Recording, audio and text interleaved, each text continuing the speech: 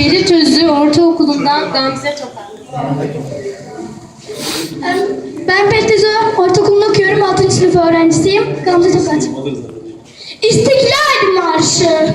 Korkma. Sönmez bu şafaklarda yüzen al sancak.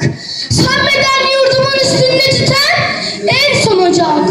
O benim milletimin yıldızıdır parlayacak. O benimdir, o benim milletimindir ancak. Çatma. Kurban olayım çehrenin ey nazlı hilal. Kahramanlıkıma bir gül. Ne bu şiddet bu celal. Sonu olmaz dökülen kanlarımız sonra helal. Hakkıdır, hakka tapan milletimin istiklal. Ben ezelden beridir hür yaşarım, hür yaşarım.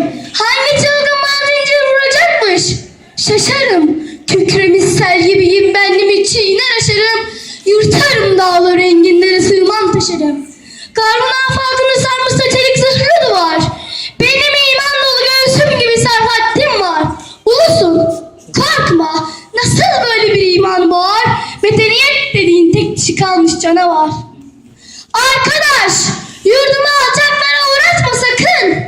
Siper et gövdeni dursun bu hayasızca akın. Doğacaktır sana vaat ettiği günler hakkın.